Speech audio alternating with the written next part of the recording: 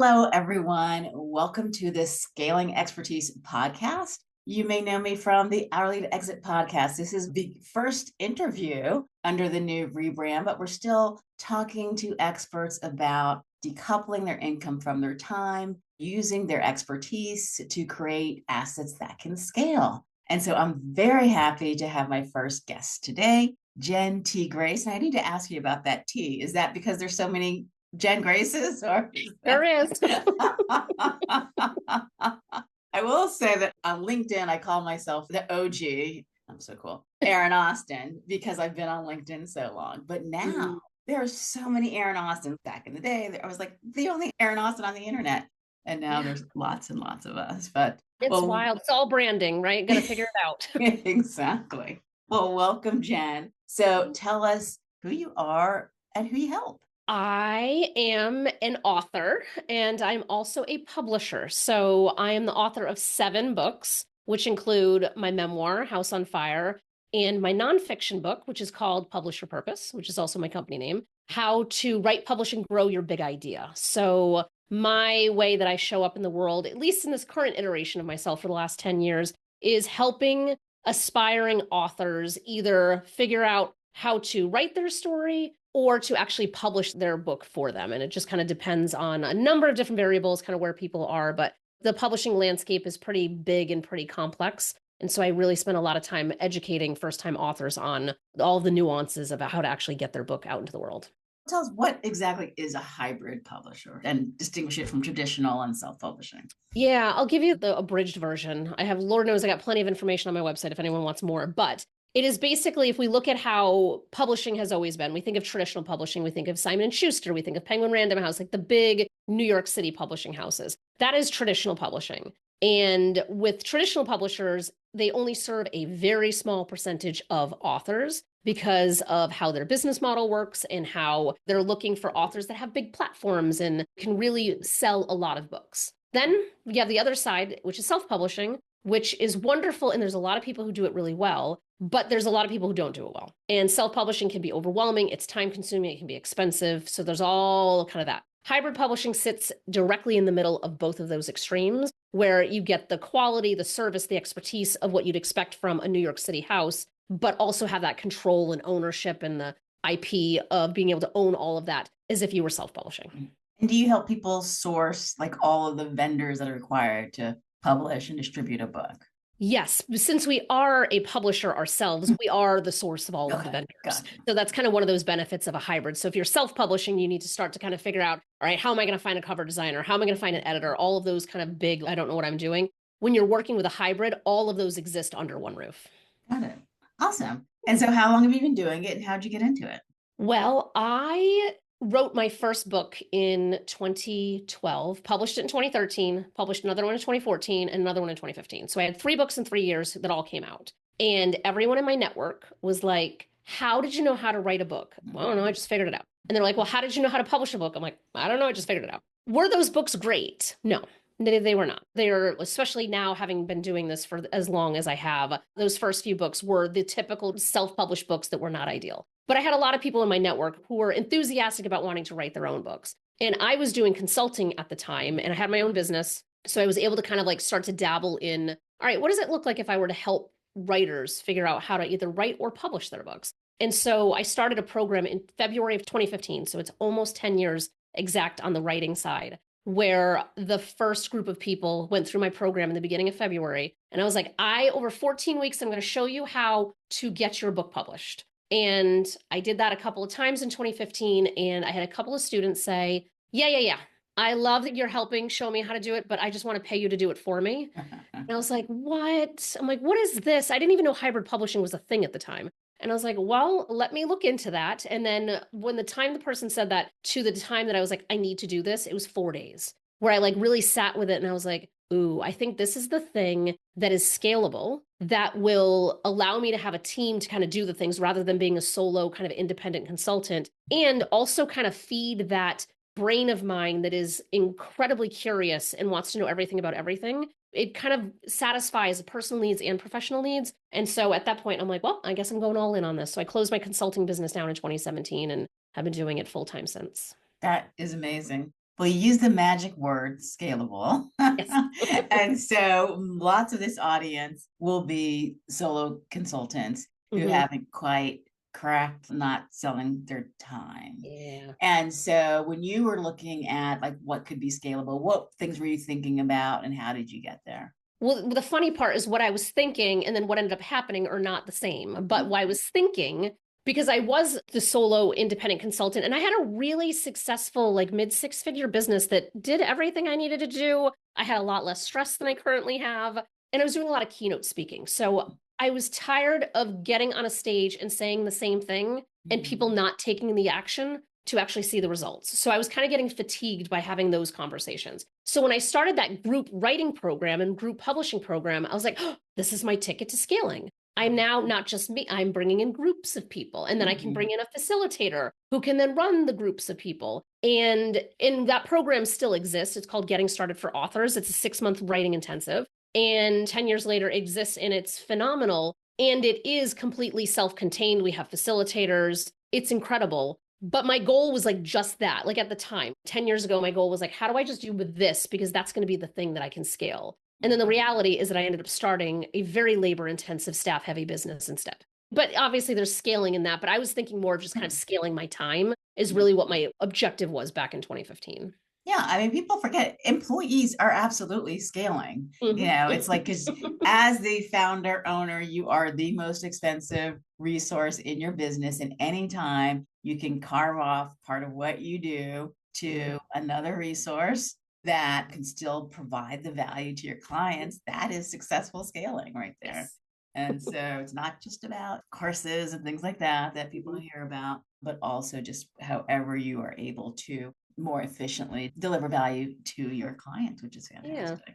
And so we're going to talk first about, because you mentioned AI and how it's working in publishing. Let's talk about AI. I love to talk about that. But then I do want to circle back around to, the fact that you're B Corp and some of the other good works that you do as well. Let's talk about AI in publishing. I love talking about AI in publishing.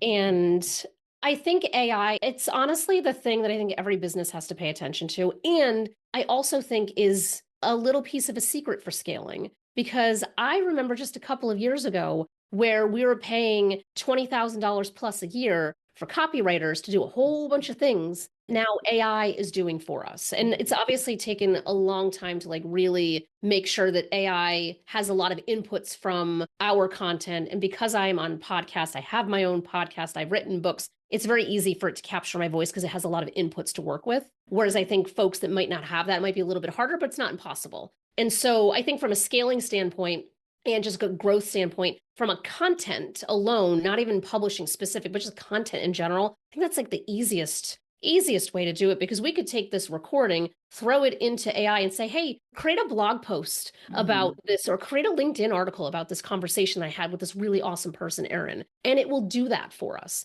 And so I think from that standpoint, it's fantastic. From a book specific standpoint, there's a lot of trickiness happening right now because there's intellectual property problems, there's copyright problems. And so what we want to be mindful and intentional of is, in my case, we have a very flat policy that is we will not accept a manuscript that has been generated by AI. It is just an absolute no because there's too many unknowns and I'm not getting sued because someone was taking a shortcut. Can a book be assisted? So there's AI generated and there's AI assisted. Assisted, sure, because if you're like, hey, I'm trying to write a book and I'm trying to figure out, here's all the things I talk about, like, is there a way that you can help me figure out a table of contents? Those are all like really good ways of using it, but actually just copying and pasting and dropping in whatever ChatGPT told you to is a very dangerous way to get yourself in trouble very quickly. Yeah, I mean, there's so many things wrong with that. One of which, I mean, like actually, there's this quote of yours that I love, which is, I passionately believe the more raw and real we can be, the deeper the connections we can experience. That is not happening with AI generated It is not. content. But from a purely legal perspective, yeah, I mean, who knows what the source is? And the chat GPTs of the world don't make any reps and warranties about the materials that are coming out of there. Who knows if it's accurate, depending on what you're writing about, where you absolutely need to have up-to-date and accurate information. I'm losing track now. Was it 2 years ago, I think, that I first discovered ChatGPT?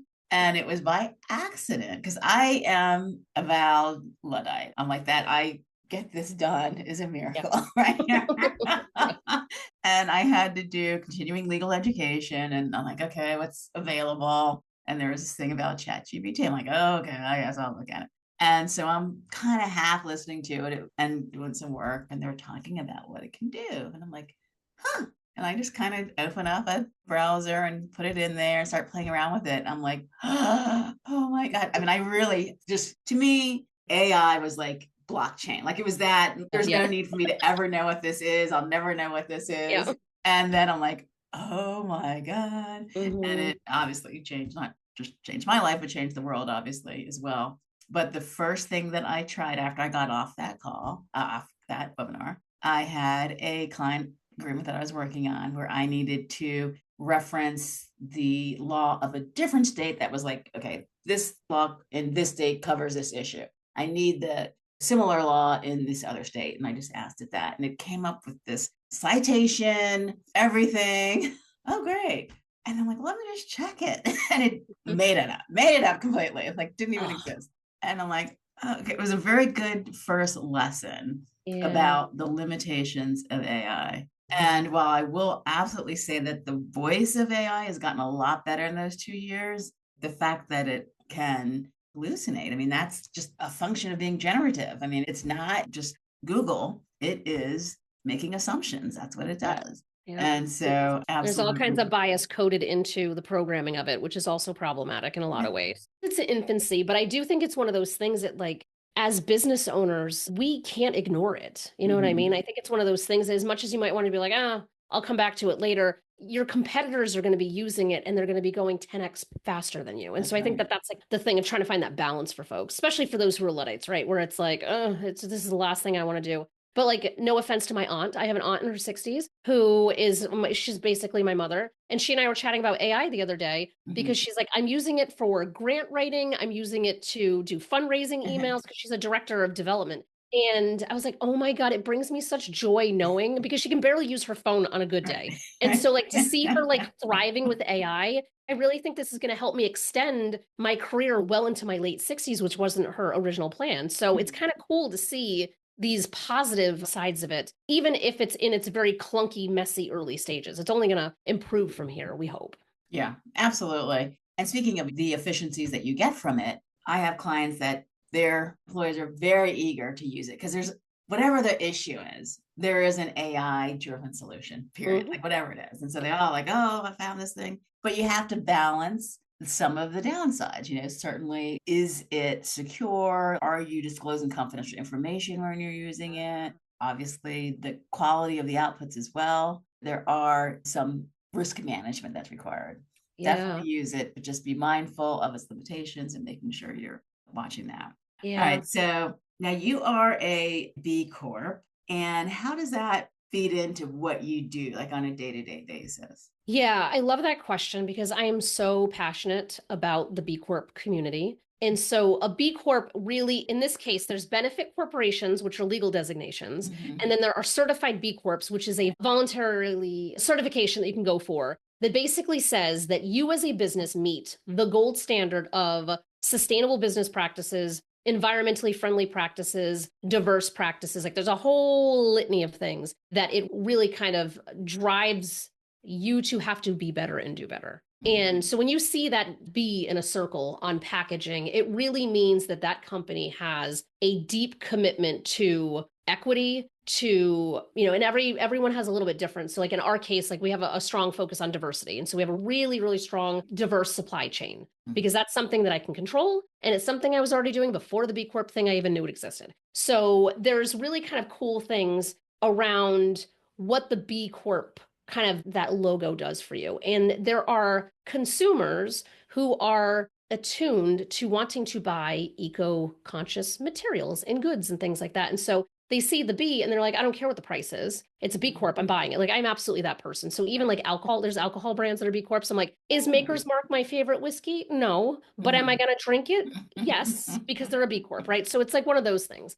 And so what I love about it is it really is a market differentiator for businesses. So in the publishing space, it's a really busy space in general. Like it's a very crowded space. Hybrid publishing is also getting really crowded. And so I'm able to kind of have that seal of approval that says to someone who is more focused on the eco-friendly side of things to say, oh, that means this company is doing things differently and operating differently, because the B Corp mantra is people and planet before profits. And it's not to say you cannot run a profitable business, because that is absolutely not the case. It is just saying that your focus is on the stakeholders of who you're serving over your bottom line. So that's how I look at it from a decision-making process of, can we make a decision here that is going to put who we're serving ahead and also make us money? But if it's only going to make us money and it's not putting who we serve ahead, then the answers are going to be no. So it's a nice way from a day-to-day basis to gauge how to make decisions that feel aligned with what we're up to. Yeah, I will say there's no more timely. Well, we need to have this conversation for a long time in the past, but we are where we are today. We have very public case in the news regarding profits well over people, and people are really rethinking the role that businesses play in our lives, and that is there a way for them to make our lives better instead of just extracting. And the answer is yes. Yeah, that's, you would think so. And I think so, but it is a tough one. Also, I want to talk about one of the organizations that you mentioned, diversebooks.org, who, well, you tell us about it, and then we'll talk about like how it can play into. Yeah. So if we look at publishing broadly, it has been very exclusive in many, many ways for a very, very long time. And it's just not how the world works anymore. Does not reflect what the world looks like. At least, I'm thinking like publishing, US-based publishing specifically. And so when we look at, there's a lot of independent organizations that are out there that are doing really strong work to say, hey, wait a minute, there's not enough representation in this type of book. And so We Need Diverse Books has been a partner of ours, if you will, for a number of years, because instead of going back to the B Corp decision making, right? Instead of sending our authors some BS plastic thing with our name on it for the holidays, we will make a donation in their name to this organization. This year, we actually changed it to a different organization, but same concept, where the intention is, if I'm going to spend $10 on some nonsense gift, I'd rather give it to a nonprofit who's doing really good work. And so like with We Need Diverse Books, their mission is largely based on showing kids representation within children's books. We don't publish children's books. We are specifically business books, leadership, self-help. That's kind of our jam. But at the same time, like, I don't need to be giving money to another organization that's doing the work that we're doing. I'd rather give it to a nonprofit who's going to help at least kids see themselves reflected back in the work. And it's reflection of all different types of elements of diversity. It's not just the diversity that you can see. It's a lot of different other areas. And so, it's one of those things that I think We Need Diverse Books does a really tremendous job. And they're obviously always looking for money. And now when we look at just the amount of book banning has been around for forever, right? It's just always been a thing. It's just becoming more prevalent and more common that books that were long held staples in institutions are now like suddenly on banned lists. And so there's a lot of that's happening. And it's really, I think, impacting children's ability to see themselves reflected back in books that are being held in school. So we have really cool organizations that are doing all that work. I like to know what they're up to. I like to support them when we can. And I love that kind of mission exists, because if you can see it, you can be it. It's such a cliche statement, but it's really true. And it starts with kids' books. Speaking of banned books, it does seem that if you look at the list of the most recently banned books, diverse voices seem to be really on the hit list, honestly. They sure are. Very sad. So let's circle back to the work that you do. So you work with thought leaders, pretty general term, like who is your best client and what can they expect? Like what is reasonable to expect from having a hybrid published book? Yeah. So I would say the best thought leader, if you will, is someone who's motivated to do something bigger with their book, because there's a lot of very inexpensive avenues. Doesn't mean that it's going to look the best or be edited well or things like this. But like, if you want to just get a cheap book out quickly just to say that you wrote a book, there's plenty of paths that you can do that. Do I think it's going to damage your brand potentially? Yes. But at the same time, it's an available path.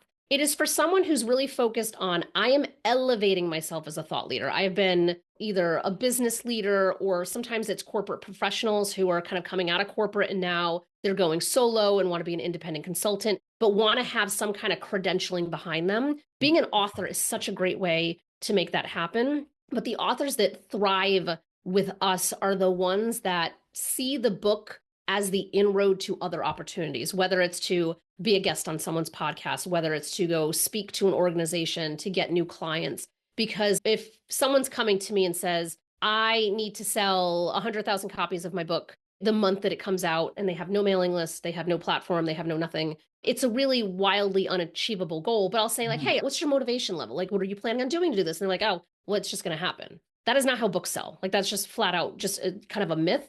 So it's a matter of, like, if someone's motivated to say, I'm going to do whatever it takes to make sure that my message, not the book specifically, but my message gets into the hands of as many people as possible because it's going to transform lives, it's going to impact people. That's the type of person that we're looking for. The book is really just a very, very small piece of a much, much bigger ecosystem that we're plugging into. Like, our expertise is the book, but we also know how the ecosystem works. So we can provide really strategic guidance and advice to say, hey, if you want to do podcasting, here, go talk to this person. Here, go talk to this person for social media. Whatever other things that might accompany it is really kind of our core focus, is really that motivated person who just wants to make a difference, but is business minded. So then I want to make a difference, and then has like fairy tale ideas of what that might look like. Yeah.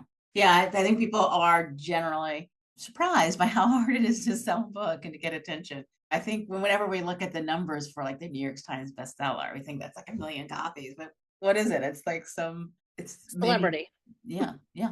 So thank you. That's very helpful. Well, it has been an absolute joy to have you on the podcast, Jenn. Thank you so much for being the inaugural guest on Scaling Expertise. And so please tell everyone where they can find you. And if there's anything that you're offering right now you wanted to push, that's great. Otherwise, just tell us where we can find you and connect with you. Awesome. Thanks, Erin. I love being the first. This is so great. I had no idea. How fun. So the best way to find me is publishyourpurpose.com.